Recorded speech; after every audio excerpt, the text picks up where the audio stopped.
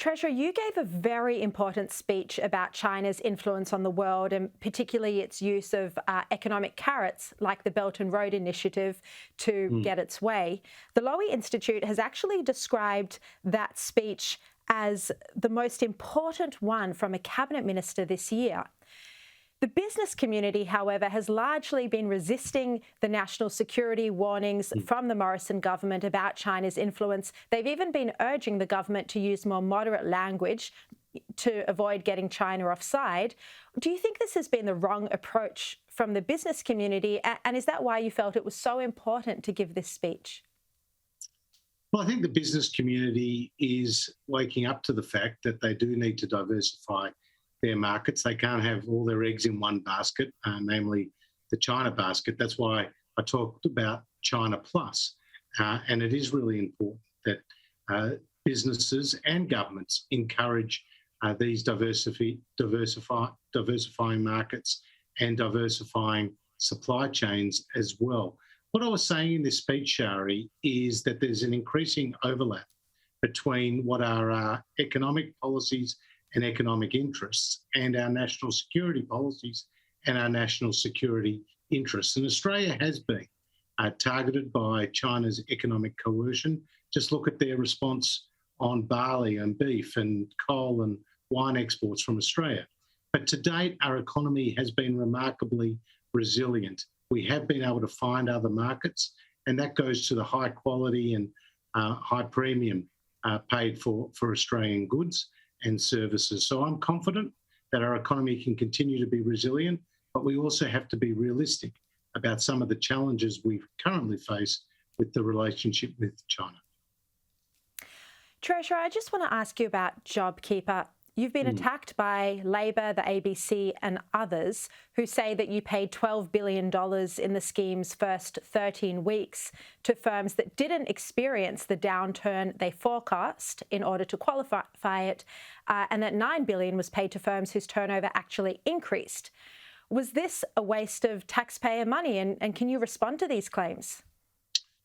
Well, certainly when the Labor Party criticises JobKeeper, what they're trying to do there is to diminish the success of such an important economic program in our COVID response.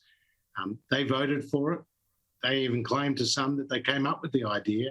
Then they asked for it to be extended. Now they're criticising it. Now, with respect to those businesses that didn't have the full anticipated decline in turnover of 30 or 50%, new Treasury analysis that we put out last week indicates that 99% of those businesses were actually small businesses who had on average 4 employees.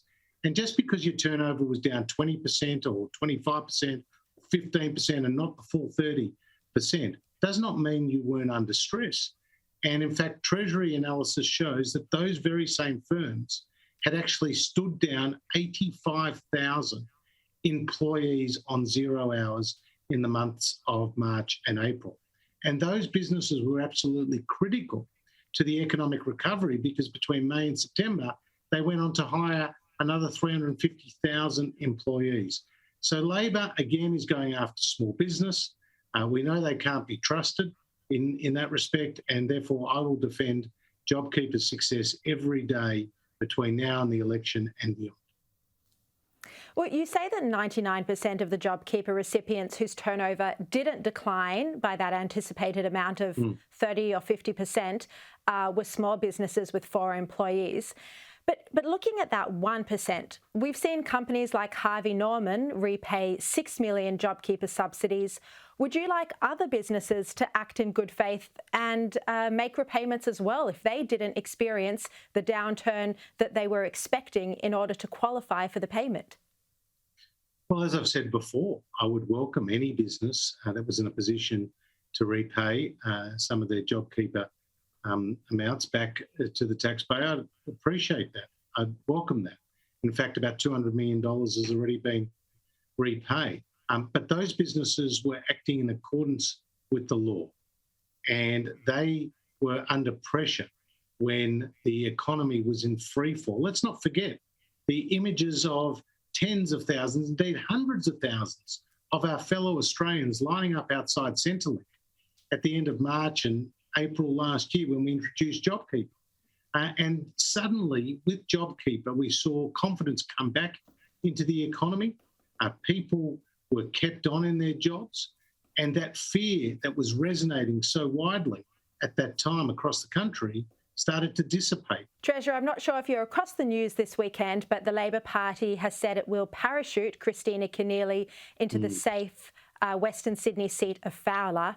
Labor MP Anne Alley has accused the party of hypocrisy for putting her in this seat at the expense of the local candidate Tu Lee, who has strong local connections.